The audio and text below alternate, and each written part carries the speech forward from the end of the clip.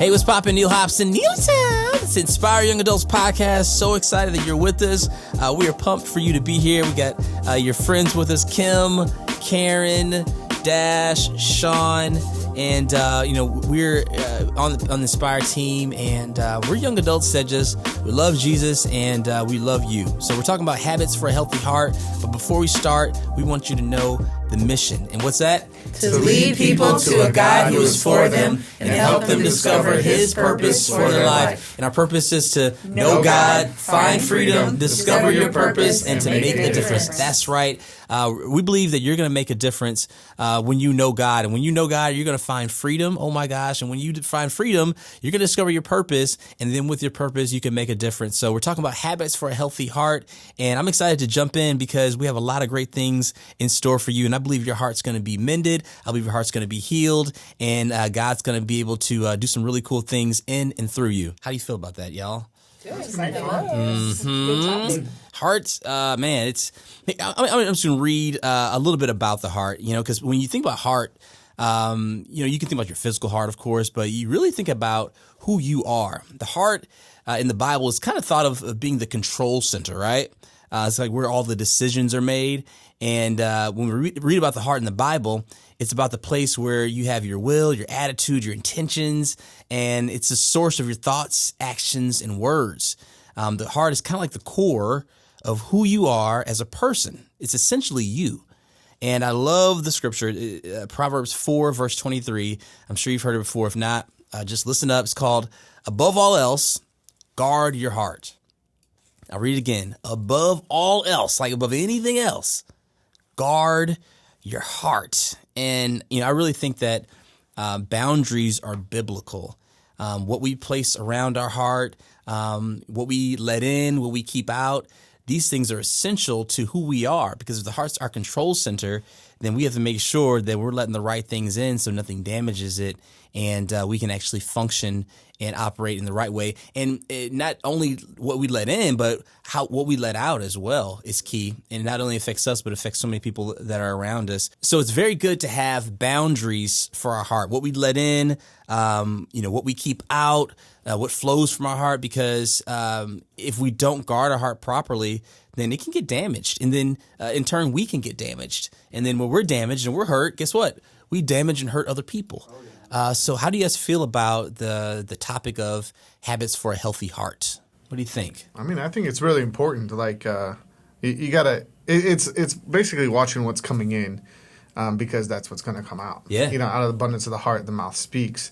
Yeah. So if you're putting trash in all the time, that's what's going to be coming out, and you just gotta make sure you're putting in the right stuff to hit your goals, to hit new levels, to be better at your job or better in a relationship or whatever it might be. You have to watch what you're putting in for your output to be good. Yeah. What I let in, my heart determines the course of my life. When you think about that, that's like, oh my gosh, I should really determine, what am I looking at? What am I watching? Because if that determines my life, that's huge. That's huge. Dash, what do you think when it comes to when you think of guarding your heart or guarding something in general? Mm-hmm. What does that mean to you, or how would you look at that? Well, in the spirit of football, I would say, you have the offensive line that protects the quarterback, and makes way for the running back to run through the different holes, the 2, the 3, the 4 hole and all that. Come on now, talk that football talk. And it's very interesting to see, as you put it, it's kind of like we talk a lot about the ear gate, the mouth gate, the eye gate, and all those different things. Mm-hmm. It's almost like the heart, we'll call it the quarterback, but it's kind of like the hub and the center for everything. So it's like if that gate is like wide open, you're just letting room for anything to just plow through there. Mm-hmm. And I guess like for people who have dealt with like relationships being hurt, jumping from whatever to whatever, their heart is damaged, talking about damage control. And it's like if you keep yourself open to some kind of like damage and just keeps penetrating, keeps hitting and hitting, you're never going to be able to heal from that. Right. So it's like to protect the gates, that's what's very key. And it's like you just can't have your guard just unguarded like that. You know, if I'm watching something that's not supposed to be watched, if I'm saying something that's supposed to be spoken, those are the things that kind of creep in, and it's going to start to infect that. Yeah. And as your heart is infected, you're going to start infecting everybody else that's around you too. Yeah. Karen, what do you think about guarding not only your heart, but what does it mean to guard something? To guard something to me means to protect it. Yeah. You hold value to it. It's important to you. So you guard your children, you guard your animals, you guard yourself, you guard your loved ones, and you put a hedge of protection around it, so that there's nothing that can get in to harm it. Right. You secure it, basically. Yeah. Yeah. Kim, I was thinking about, what we guard, and I think what every household should guard is like your bedroom, your master bedroom. Like people can go around any part of the house other than the refrigerator, right? Where like you invite people in and, they can, hang around the house and, make themselves at home. But one thing that you really guard is like your bedroom. Yeah. And it is essentially just another room in the house, but it's just kind of like a sacred place. Yeah. So you just don't let anybody in there. And I think that's one of the things that, we try to do in our house is guard it, right? So what do you think about, guarding your heart and guarding your house, which is one of the same almost? Like, so to me, it means to me like taking charge, like you lock your doors whenever you leave your house, you lock your car, you protect it. You don't want to just let anybody just come in and take your stuff. You know what I mean? Like you guard it, like it belongs to you. You don't let anything just in to take something that belongs to you that's precious or you take pride in. Yeah. That's good. Yeah. That's good. I guard my entire house. Like, I don't just let people in my house. I don't watch just anything. I don't listen to just any type of music. I'm very selective. If I allow you to come into my home, it means I trust you, and it means that I trust what you bring with you into my house.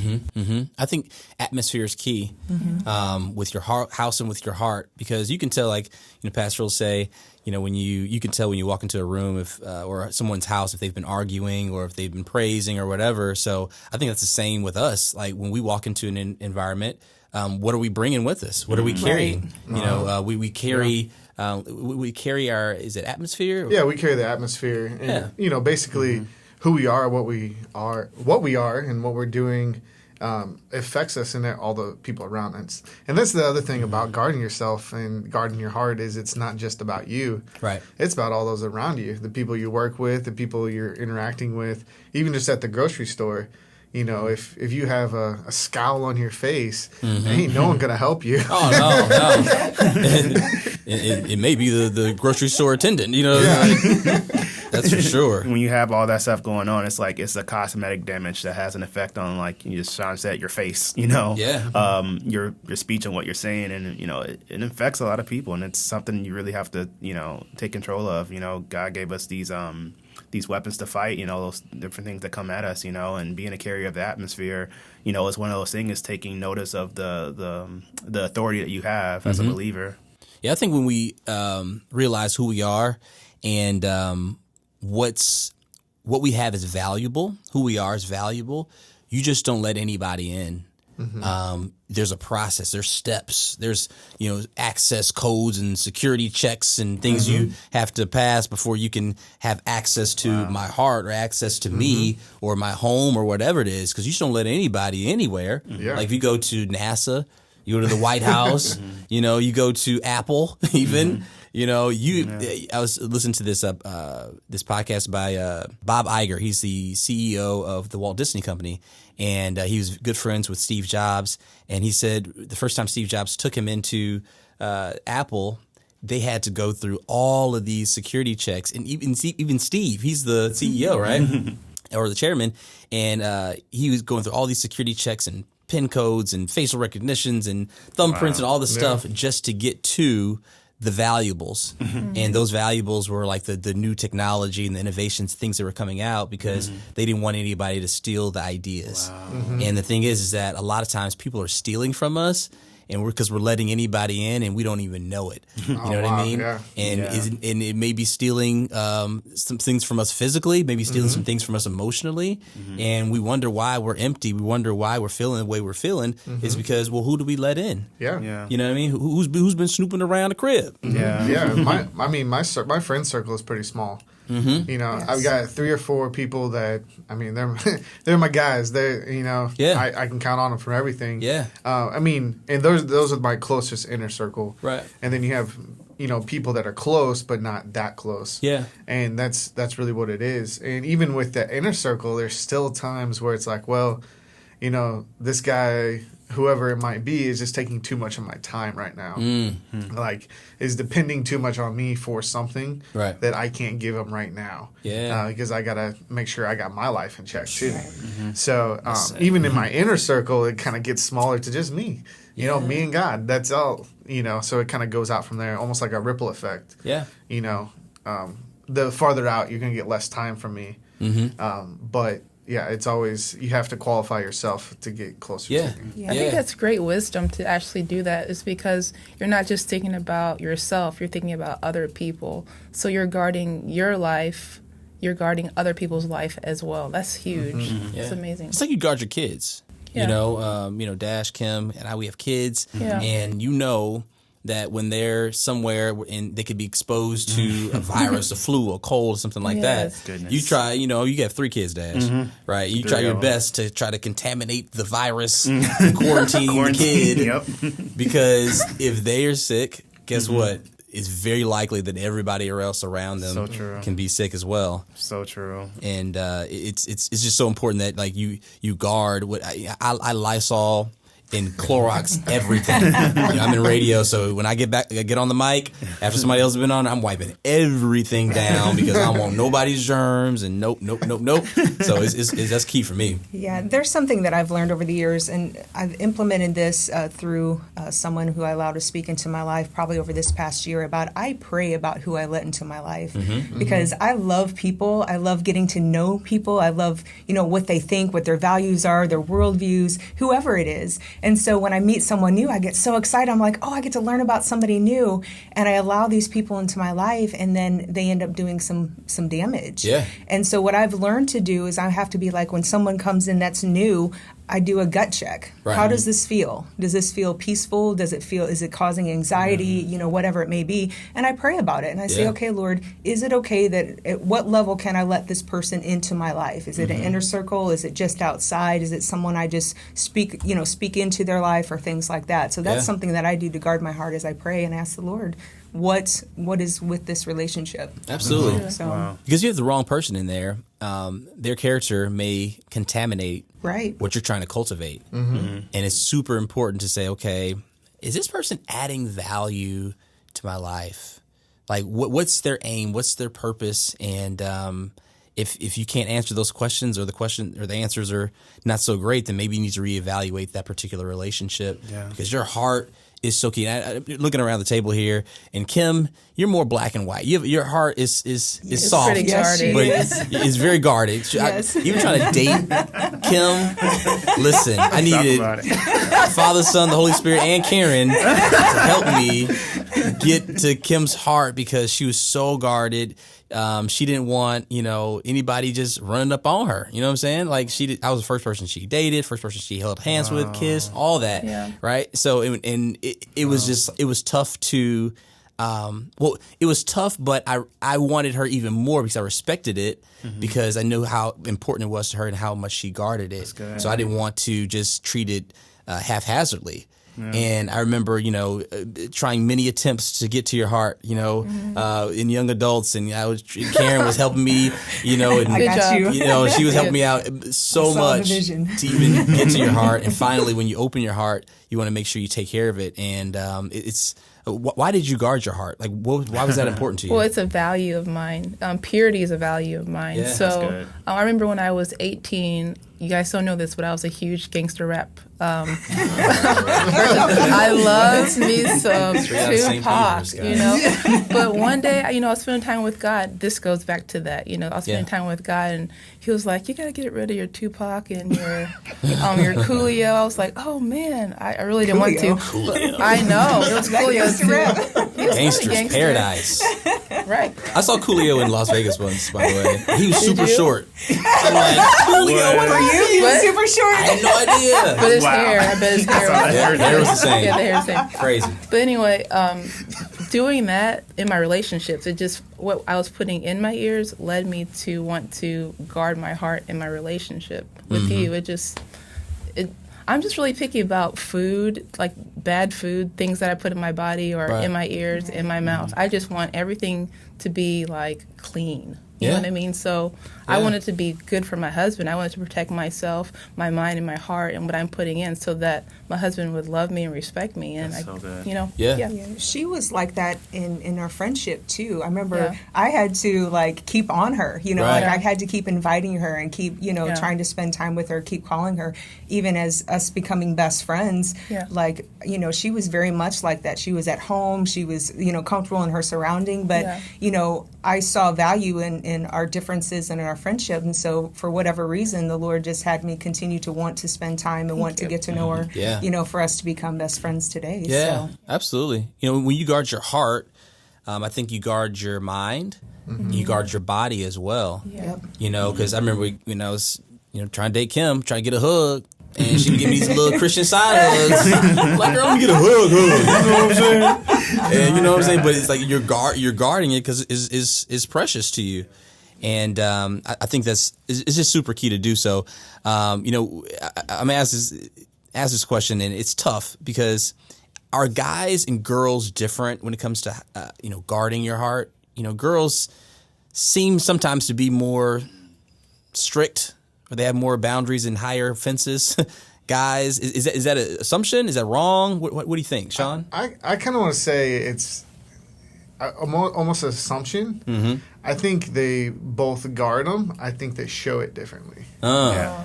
You know, I feel like as a guy, you want to act like you're not guarding it, but Right. you really are. Right. And it's the things you're doing and testing. You're testing people. True. And testing the people around you to see how they're going to react, how they're going to act, how far can I push this. And for me, then it's like, okay, so now I know where they're at. Yeah. Not saying I ever wanted to go there, but I'm going to push to that line and then find out. You know, I think that's the difference is on how, but I think we both guard the same. You know what? I almost think I think I said it wrong. I almost think guys guard their heart more than girls because a lot of guys put up this facade. It's a macho thing. And It's macho, a macho and thing. we don't want to get hurt, and we don't want to let anybody into our heart. So a lot of it is super transactional. It's super compartmentalized, and we're just kind of like, okay, we're gonna keep this right here. And if this special person or if somebody's really close, then I'll open up. But don't ever hurt me, because if you hurt me and open up, it's shut down. I think almost in a sense, like, guys are taught to be less emotional and not show any emotion at all. Yeah. Is so many triggers and cues, to say that, if you start crying, like in football. I remember, like, I played football growing up. I played a lot of sports growing up, but I remember more specifically, I played defense, and I remember I was put on the this is like 10, 11-year-old, 11 light, rural nights in the house. Actually, I played for Normandy for a little bit, so you? that was different. Yeah, You played in the hood. Okay. Yeah. I was transferred, coming from North County, Busted. North County ain't what it used to be now. North County. Listen. No, but I was put on a kickoff return. I was put on the front line, and I remember they kicked the ball to me, and it was like, I'm usually the person like tackling people. I'm down with like delivering the punch on people. But I picked up the ball. I'm like, oh my gosh, I got to run now. Right. So I'm running. It wasn't like a straight thing or whatever. I'm like looking for people to help block or whatever and get these people off me or whatever. I remember I got smacked. Ooh. And then I like laid on the ground. I'm like, oh my gosh. And it took me back to all those practices and everything else. And it's like all those moments that you want to cry, you can't, because all those dudes that are around are making fun of you. And I think it's like we're programmed for that. And it's like when we get our hearts broken, we start to internalize it so much or whatever. We may write an emo song. I don't know what the case may be. We may just shut ourselves off. And I can't get the analogy out of my head. I know. The panda bear of rap. He's still a bear, but panda bear of rap? Yeah, panda bear of rap. You never heard of that? He's mixed too. Yeah, he's mixed. But you think a panda bear's all soft and cuddly, but at the end it's still a bear. It'll rip your face off. So he'll write a diss song about you quick. But I can't get the analogy out of my head. When you, Neil, and Kim were talking about like the house or whatever. I live, in a really nice area, and I remember like people who are like who are single, live by themselves and everything else or whatever. Some people have like the Nest app set up or their cameras like all around their house and everything else. They're not leaving their doors open. They're not leaving doors unlocked and everything else. And I remember a neighbor of mine, he moved away to a different state and and all that, but he trusted me. he just said, hey, he has this, like a nice, cool, like German Shepherd, really nice. He's like, I need you, I'm late at work or whatever. I need you to go take my dog out. I'm like, all right, cool. It's like, I'm thinking, like, how am I get in? He's like, oh, yeah, the front door is already open. I'm like, oh, snap. So you want me to go into a house with a German Shepherd and let your dog out? It's like, oh, and then, I'm thinking, like, okay, after you let him out, give him a little doggy biscuit. He's like, no. He's like, go in the refrigerator, grab some lunch meat, and just give it to him. I'm like, what else? You want me to grip a steak for him? But it was just, he was so comfortable and, like, let me in his house because I earned that trust with him. I gained that trust with him. Right. 2 houses down, woman who's, living by herself, went through some crazy divorce thing or whatever. I don't know too much about their story, but she has cameras set up. You, like, skip a rock down the street, that light's coming on. Oh, wow. And you just see how much that person's kind of guarded, Yeah. And it's like, that's like people's lives and all that. I think, for a guy, I mean, I'm sure this guy had valuables in us. I'm sure he had a couple guns. He was a gun guy or whatever. So it's like anybody broke in his house, he's like, oh, this is the perfect time, bad boy Right, street, exactly. let's get it going. And it's like that macho facade that we have, and it's like, guys can't show that outside, and it's really hard. And you get in a relationship with a guy like that, Yeah. it's hard. Yeah. Oh, for sure. I'm glad that dog didn't think you were the lunch meat, by the way. No, but Oh, Grubhub's here. Yeah, it's one of those things where, when guys get in relationships, I think a lot of guys are a lot more sensitive than you think, and it takes time. I think I'm a sensitive dude. You are sensitive. Kim's I looking at love me. it. I'm a sensitive Yes. dude. I know Cameron and I are very similar. I know Sean and I are very similar. I'm not sure, Dash, are you more guarded? Are you more open or black and white? it depends. In the middle? It really does depend. I think my wife Ileana can probably say that I'm kind of soft in a sense. But I know what times and when to show it. It's just Right. it's hard because I've been wired like that. Playing a lot of sports growing up, it's like internalized. Don't show people. Yeah. So it's like that kind of confusion kind of thing kind of going on. But I know who to give my heart to. Right. Of course, God, and have him. I pray for him, like, hey, God, mend my heart because I know my heart's not in the right place. Right. A situation will happen like, okay, I don't want to, like, show it in my face, and sometimes I do, but I have to really give that to God because it's like, if you don't have any other place to, like, express that or, like, just kind of pour it out, who you're going to pour it out to. So I kind of do that in worship as much as I can. It's important not to be led by your heart. Oh, yeah. And, when you're led by your heart can be deceptive. Your heart you can be wrapped up in your feelings and so on and so forth. And sometimes when we're heart people, we feel things. I don't know. I think that sometimes I can get super emo. And I try not to be emo at all because you want to be consistent. You don't want moody leaders like Pastor says. You want to be as consistent as you can. But sometimes you can just be all up in your feelings. You know what I'm saying? And like somebody says something to you and it hurts you, or somebody rubs you the wrong way. And I feel like I'm a loyal dude. And then if you get crossed, I feel like I turn into mafia. You're like, you're dead to me. Don't talk to me. I'm the same Like, way. I'm loyal to you. I'm like, what? Are you serious right now? Yeah, I kind of feel, 100%. and I try not to because there should be grace and so on and so forth. But at the same time, it's kind of like, bruh. Yeah, it's that whole thing. You opened up, you let down your guard to let them in, and then you feel like they stabbed you in the back. Oh goodness! And you never want that to happen again. No, 'cause it hurts. Right. You don't like that feeling. Absolutely. No, Karen, how do you deal with that? How do you figure that thing out? And Karen's like, why you ask me? Because I have a lot of experience in this. You said it right. You and I are very similar, and I think a lot of that has to do with our mercy gift. Yeah. Like we can, our hearts can take a licking and keep on beating, Sure. and keep on going. The one of the biggest lessons I've learned the past couple of years was about the habits of a healthy heart is forgiveness. Yeah. Continue to forgive. And I remember an incident with a friend of mine. He'd really hurt my feelings. And I knew I was going to go to this event. I knew I was going to see him. And I was thinking about it and talking to the Lord about it on the way there. And I said, God, it's uncomfortable. I don't want to deal with this, blah, blah, blah. And I said, I was praying about it. I said, what do I do? And he said, tell him you love him. And as soon as that was impressioned upon my heart, I began to get excited. And I'm like, okay, I'm going to go tell him I love him. So I ran into this person. I gave him a hug and I said, hey, man, I love you. And he was so taken aback because he knew that he wasn't treating me well and wasn't right to me. But he was so taken aback by that. He was like, later on, he was like, thank you so much. This is what this did because he was uncomfortable as well. Yeah. And I was on my way home from this event, and I think I was listening to Joyce Meyer or somebody like that.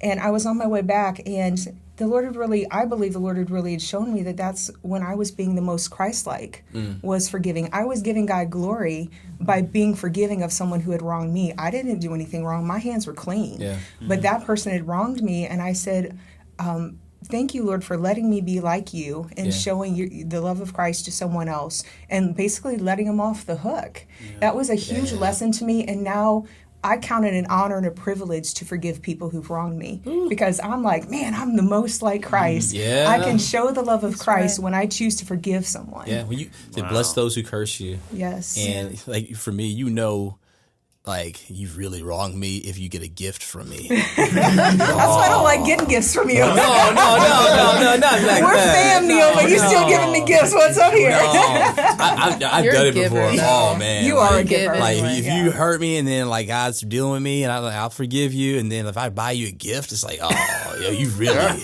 you know what I'm saying? I've done that plenty of times. You confuse them. You confuse me. Like, what's going on? What's going on? Well, the funny thing is, half the time, they don't know that they hurt you. Right. That's so true. It's yourself in your own head. Yes. Leave. And then you've created a situation that's blown out of proportion. Always. And it was all in your own head. Always. You know, so it's, sometimes it's just giving them a gift card. It's like, oh, thanks, Yeah, it's like, you don't know what this gift card entails. Yeah, and but it changes your heart making that action. You have to take some kind of action to help yourself. You do. Because if you don't help yourself, you're just going to keep going down. Right, right. It's almost like closure to a degree. Right. Do you guys love easy? Let's start with Kim. Do you love easy? Yeah. Do you really? Yeah. Okay, cool. All right, guys. Moving on. No. Okay. Let me set this question up better. Okay. Yeah. Do you when it comes to relationships and things of that nature, are you like quick to? And I know you've only been in one with me. Hello, but like, would you be quick to fall in love and like quick to? No. Okay, I didn't think so. No. Okay. Not at all. Cool. You're more just like it takes. Yeah. I gotta feel you out. I don't know you. Gotcha. Karen, what do you think? I do. Like, I love people in general, and that's how I'm wired. That's how my heart was set. Right. And at first I didn't like it.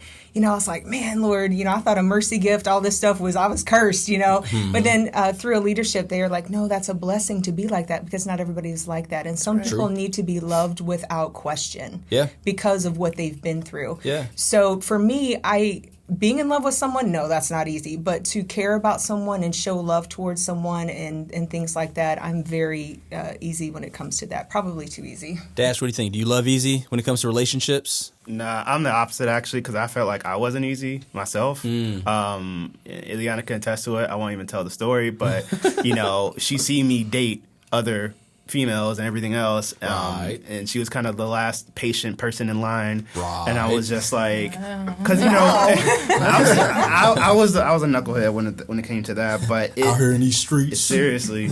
But I think because I didn't get a chance to really like, I don't know, it's like I didn't really have that a true best friend in my life to be like, let me help you through this or whatever. Right. So it's like when you start looking for stuff like that, you start looking for love and people to kind of help cultivate that, but it's all in the wrong places and the wrong intentions. Mm-hmm. So easy may be nice, but at the same time, it's like it could be to the point to say, okay, where has this person's journey kind of been? Yeah. And it's like I want to make sure that it's set up right, Right. And I feel like I probably got hurt a lot. I probably hurt a lot of other people too in the process too as well. And some of that stuff kind of sticks with you a little bit, but I don't let it, shape and mold the future of what, we have.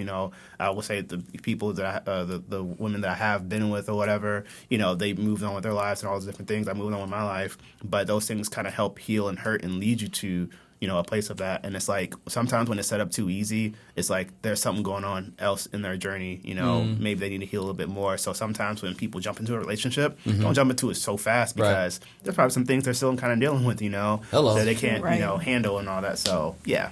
All right, Sean, what do you think? For me, I don't know. This is a hard one. I was kind of thinking on it while everyone else was talking. But I think for me, it's I'm quick to be loyal. Mm-hmm. Like when I decide to do something, I'm in 100%. Yeah. So if I decide to be in a relationship, I'll give you any time that I can. Yeah. Because that was my commitment. Mm-hmm. That's what I made. That's what I said. But not necessarily fall in love. I'm still getting to know someone. Sure. So I'm not quick to love, but I will give you the benefit of the doubt. But I will be loyal. Yeah. And that's when it gets hard too, because for me, I've had situations where I'll be loyal 100%, and the other person doesn't feel that way. Right. And then I feel taken advantage of, Bruh. and then it's done, it's over. I don't really want to ever talk to you again. Pretty much. Yeah. Wow. Because I gave you everything that I had, Yeah. and you can't reciprocate, then, or even put effort towards. Right. When there's no effort put towards it, Listen, it's not, you can it's need a not whole nother worth it. The podcast. R&B Right. song right now. Yeah. Listen. I like what he said though. It's like almost ready to be Preach. loyal, and it's like there's a lot of people who are looking for relationships but not finding the right person, Right. Because they'll take advantage of you. And like just what Sean said, it's like some people are just like ready to be loyal, not Yeah. like, hey, I'm ready to settle down. It's like, no, I'm ready to give my heart to someone and ready because the heart is there. Yeah. It's just gotta find the right person. I Yeah. like that's Right. perfect what you I said. was totally that dude Talk about where it. like fall fast. You know what I mean? And here's the thing: not everything is love. Okay, like you gotta be able to decipher what's love, what's really liking somebody, or what's you trying to fill a void, or what's Yes. you're trying to rush the process because you're after a good destination, as opposed to taking the time to know yourself. That's why it's good being if you're single to know who you are and married. So you're just not falling for the okie doke because it's so easy to be like, I love you, girl. You know what I'm saying? I know we've been dating for 2 weeks, but like what? You don't even know my last name. Like, what are you talking about? It's so important to take the time to get to know yourself first. Then as you get to know somebody else, then you say, okay, this is good for me. This is not good for me. This person's just saying these things, which may be genuine, maybe not be, I don't know, but they're resonating with maybe a void. And now I'm feeling these emotions. So it's good to guard your heart. It's not, I think you can quote unquote love somebody, like the biblical love, from, I wouldn't say from a distance, but you can love somebody with guarding your heart. You don't have to lay your whole heart on the line and be exposed out here and allow somebody just to trample your heart, but you can still love somebody. And I think a lot of times in relationships, guys do this, but a lot of girls do this. They get with some people and guys are just talking right. They're just saying what they need to say and they're getting into their heart. And people are like, let me open this door. Kind of like, I used to, sell cable and telephone and internet, right, for Charter back in the day. And we used to go door to door, knocking on people's doors.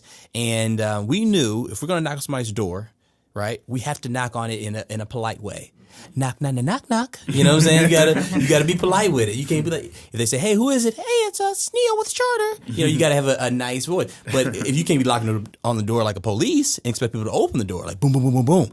So a lot of times, in relationships, people are knocking on the doors of people's hearts with a soft, sweet knock, and people are like, "Hey, come on in." They ain't got the ring, they ain't got the any indication of who this person is, and they let the person in, and their hearts are destroyed. Sometimes immediately, sometimes over time, and you wonder, like, man, how did I end up in this place? Why does my life stink right now? Why would I always feel down? Why are my other relationships suffering? Why is my relationship with God suffering? And a lot of times it's because the person that you let in that's slowly stealing from you, and you don't even know it. And the thing is about your heart is that, heart will repair, but it takes time. Yeah. Wow, Time. that's good. It takes time. And sometimes when you meet that right person, you're not even ready to have that relationship with them because you're still dealing with the past and the breakup and your heart being wounded. So it's very important of who we allow in, how we allow them in, and how quickly we allow them in so they don't contaminate what we're trying to cultivate. We'll stay on this topic for a minute, okay? Yeah. I'm gonna be real. I want you guys to be real. Yeah. Have you ever had your heart broken in a relationship? Yeah. Yeah? Yeah. Who wants to jump in first here? Well, I You ain't got to go into the juicy details, No, but I don't won't. mention no names. No, I would say it will be 10 years this year. I've been married to Ileana. I didn't deserve her. Like, I felt like I wasn't at a place back then to like really get her heart. Yeah. And as patient as she was, I think at the time my heart was kind of like healing. And hear people like, oh, we're courting or whatever. And people like, oh, bump courting, let's just go right into it. But I think there's some a significant factor in that. And I remember when we started dating, it was like right when I took like a class like after graduation and all that, whatever. And literally a week after graduation, we talked about our undying love for each other. What I didn't know, and what I did know, is that she liked me all those years. Wow. And I was just totally oblivious to it because I felt like I don't deserve her, you know? And it's like, you know, young, hot, you know, black male, you know, in the city of in the state of Florida, you know. So it's just, but it's that's what she says. But you know, Yeah. but it's just one of those things where I wasn't ready yet. I was still kind of maturing in that sense. Yeah. You know, I just working in ministry and everything else, and being connected to a church and all that was so key, and being connected to the right people. And I think the people that I started connecting with after the breakups that I did have before Ileana led me to the point to where I felt like I was getting to that point to where I was ready. If I would have jumped into, like, right when she first hopped on campus, you know, I'm like, yo, let's date or whatever, I would have messed her up. Yeah. It kind of got me ready, you know, to a point to saying, like, okay, you know what, I've earned the trust that, you know, I earned that trust, I earned everything, and she was the woman for me. Yeah. Heartbreak is real out here. Karen, Sean, what do you think? Has your heart broken? How did it feel? I don't know if I like these questions. Yeah. I mean, honestly, let's be real. Almost outside of Kim, whose heart hasn't been broken, pretty much. You know what I'm saying? I have something to say about this. I'm just kidding. I'm just kidding. Say about this. I know. But you know, that's one of the things where I go back to why I've come to the point now where I've asked the Lord specifically who I can allow in my life and who not. And another key prayer that I say is, you know, whatever is in darkness be brought to light. That's something I can. As soon as I get like an inkling or a check of, hey, something's not right here, I'd be like, okay, Lord, what is in darkness? May it be brought to light. But when you pray that, you got to be prepared for the answer. I've prayed it and then been like, Lord, that's not the answer I was expecting, you know? And then you have to listen to it and be obedient to it. And sometimes it's not easy. You know, you're talking about giving gifts. There's been many a times where I've given a gift of goodbye, where I've put together a packet of some things, of their favorite things, and said, here, you've been a blessing in my life for this season that you've been in. You go out with joy, go out with peace, and leave it at that. Dude, but when you do that, that's cold right there. But it's the truth, and because I don't have anything to hide. I'm open and honest. I'm true to my intentions. I don't have anything to hide. So I tell them, you know, it's not beneficial for you. It's not beneficial for me. And the reason why I give the gifts is because I'm a gift giver, so it gives me joys and makes it more comfortable for me, and it leaves a good lasting impression in both of our lives, how we end it. Because how you end one thing is how you enter into another. That's true. So that's why I try to always do that with integrity. So yeah, man, give a gift, tell you goodbye. Yeah, take a little beef jerky, a little goldfish. You can tell I've done that a couple of times. Gift basket. But heartbreak is hard. But thankfully, God is good, and He's always quick to go through a process of repair if you're willing to. Yes, heartbreak is hard. And Kim, what do you have to say about hearts being broken? Yes, Kim. I've broken your heart before. Well, yeah, you know, like when you first get married, there's little things like in my house, like, you know, I don't even know where to go with this. This is kind of funny. Like in marriage, sometimes there's expectations, and sometimes, you know, some expectations are not exactly how you think they should be. So you get heartbroken over that. So you can be heartbroken in a friendship. You can be heartbroken at work. You can be heartbroken in so many different ways. So you have to guard your heart in those situations too. And also giving people the benefit of the doubt. One way that I don't allow my heart to get broken is kind of like, oh, maybe they just had a bad day, or maybe they're just not a nice person, you know? So if you see where they are at, you just kind of like realize that's where they're at. I'm gonna let them stay there, and I'm not letting them into my heart. That's just kind of like how I do it. That's good. Sean, what do you think? Just trying to get out of it. Out of that question. No, I mean, yeah, definitely. There's been times, whether it's been friendships or relationships, you invest all this time. And then I've had some that seemingly just blow up in my face overnight. Yeah. Like years of time invested, and then boom, no, I don't like you no more. Yeah. It's like, hey, what? I'm sorry. What just happened? Yeah. And I mean, that's tough. It's super tough. It still is tough. Yeah. You know, and how does it make you feel though? It's tough. Sure. You know, it's hard to re-trust someone else that got that close to you again. Right. Wow. So it's hard to let someone back in that close. Yeah. Because you got hurt so bad last time. So it's like, well, I don't know if I can let someone back in that close because I'm going to get hurt again. And that's always in the back of your head. So that's the hardest thing for me is realizing the new person or the new relationship, the new friendship isn't the person that broke my heart. Yeah. They're not the same person. Yeah. So then you can allow people to come a little closer or get to know you a little bit more. Right. Because you have to realize that everyone isn't the same. Sure. That's deep. Even though in the back of your head it's going to tell you, hey, no, it's just going to happen again. Right. You get no. It's not always going to happen that way. Yeah. And that's one of those things for me, and I like that you said that. For me, and is if there has been, whether in friendship or whatever it may be, a heartbreak, that I always, I'm very self-aware. I always self-evaluate the situation and look at it and say, okay, what's right, what's wrong, what's indifferent, and I make sure that I try to heal completely with that so that I don't take it into someplace else, because I can't hold the next person.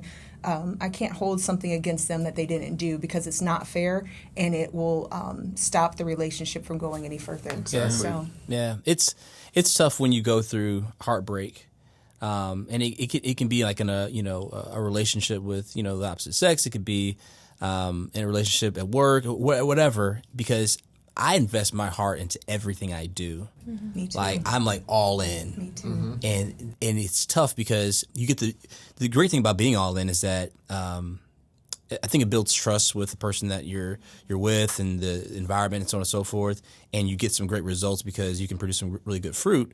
However, you're out there, and when I go all in, and then when you said it's not reciprocated or you have expectations, which it can be dangerous having expectations, especially unsaid expectations or expectations from other relationships or just how you grew up. There's a lot of things how that can be unhealthy, but we all have expectations of how we should be treated, communication, things of that nature. And when it's not reciprocated, it could be heartbreaking. And you can go into a place where your whole life falls apart. Your whole day falls apart, your whole month, and you just kind of downward spiral. You start listening to, broken love songs and said, I'm so sick. And so you start getting into this mood, and it's tough to get out of it. And your countenance changes, and people start noticing, and it's a thing. And some people never get out of it, Right. unfortunately. And it's so important to fill yourself up with the Word, because if you're not filling yourself up with the Word, then all the things that you've given out, it's just out there and broken, and you're just left to die almost. But when you start filling yourself up with the Word and say, you know what, God, I'm the righteousness of God. You've created me in your image. I'm fearfully and wonderfully made. I can, you start speaking these things over your life. I think that's when you start getting filled up again so you can love again. Because so many people are in a place where they don't feel like they can love again, or they don't want to take the chance to love again because somebody did them wrong. But when your heart gets hard, that's when it can break. Now, I'll back this up a little bit. Okay, we're clay in the potter's hand. God's a potter.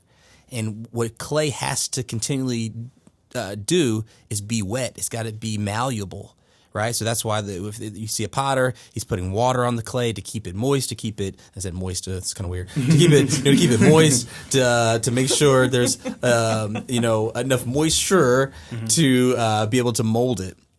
And water is the Holy Spirit, you know what I mean? Is a representative of the Holy Spirit. So it's very important that we're in tune with the Holy Spirit, that we're listening, we're getting godly wisdom, and our hearts are being soft so God can mold them. Because once they get hard, they get dry and crusty, guess what? They can just break, and they get chipped, they fall apart, and it's very, very, very tough to mold anything that's hard and broken. But when we stay in the Word, we stay listening to the Holy Spirit, that's when we can stay soft and stay malleable. Well, just like you said, you got to keep yourself full of love in order to love someone else, and God is love. So that's where if you're been in your time in the Word, your quiet time, and people say quiet time and you think it's just praying. Sometimes it's literally being quiet, just sitting there, and that's when you get the revelation from God and hear from Him. As long as you're putting the Word in, it'll speak back to you. So it's definitely, you got to fill yourself up with the Word and the love of God in order to love others again once you've been hurt like that. Yeah. I think Yeah. it was the prophet Neo who said that he's so sick of love songs and he can't turn on the radio. And I think he was being reminded of the love songs he was in tune with and the love that he had at the time. And I think it's like a mixture of like intentions and who you're giving your full heart to. And just as Sean said, I think for us, especially young adults, need to be reminded of the love of God, saying in the Word, and that's who our true love comes from. And it's like, and it's also fulfillment. And it's like, I'm not going to be fulfilled in the next person I date or whatever, or for some people, the next person that I marry or whatever, and the intentions are right. It's, at some point, the relationship is going to let you down. Who else do you have to look to? Yeah. And if you're going to be reminded of love songs or whatever the case is, it's like, let me be reminded of the Word and what God says about me. That's the true love. And, the person that I do end up dating or marrying or whoever is following the same person that I'm following. Yeah. We in tune. We like this. We got it. Right. I like that. Amen. I like that. I think it's good, too, to guard your heart from and then guard your heart to. And opening your heart up toward God and saying, God, I want to fall in love with you. Like, you love me. I want to love you more. And I think whenever your heart is going after God and you have a desire for God, He will guard your heart. You don't have to it's not such hard work because you're so in Him that He's just like, no, yes. You know what I mean? So it's like guarding your heart from and you're guarding your heart towards God and the things of God. Yeah. Wow. Yeah, Psalm 51, verse 10, I love David in the Bible, and he talks about, kind of getting back right with God. And all of the songs he wrote and the Psalms was about, God, I've messed up. I blew it. I'm nothing without you. I need you. You're awesome. Because, he went from being the shepherd boy to being King David and making some, really tough mistakes and feel like being separated from God and being held back from some things that he should have done that his son had to do. And that's a whole nother podcast about legacy and generation, how things get passed along and passed down. But it's super important to get back right with God. You mess up, get back right with God. You've fallen away, get back right with God. And if your heart's broken, give it back to God. Yes. And let Him hold your heart. And it says in Psalm 51, verse 10, create in me a clean heart, O God, renew a right spirit within me. So God, I need you to create in me a clean heart and renew a right spirit within me so I don't become bitter and angry and all men this and all women this and so on and so forth. It's saying, God, I want to renew my heart in you and who you are. It's so important. We're talking about habits for a healthy heart. One tip that your heart may be a little unhealthy is that if you keep self-sabotaging relationships, it's easy to do. And sometimes you don't even recognize it until you're on your 8th, 9th, 10th relationship. Like, oh, the common denominator is me. You know what I mean? And things are going well, and then you do something or say something just to cause strife or contention, and it happens a lot. And then you move on to the next relationship or the next person and the next thing and the next business, and it's kind of like, you know what? Am I self-sabotaging because I'm unhealthy? Wow. Like, what's going on with me, Lord? Yeah. You have to have an inward look. So I think it's key. We'll shift gears just a little bit here. We've been talking about relationships a lot, but one thing about having a healthy heart is what we put in our ears, what we put in our eyes. Out of the abundance of the heart, the mouth speaks, right? So if you're speaking wrong, you got to look at your heart. And when you look at your heart, you're looking at, okay, what are the ear gates and eye gates? My eyes and ears, what am I putting in? What am I listening to? What am I seeing that's affecting how I'm feeling and then what I'm saying? So what are some of the things that you guys do to guard your heart, whether it's in your ears and your eyes? Like, what are some things you guys do to make sure you have a healthy heart? For me, I delete social media at a certain time every day.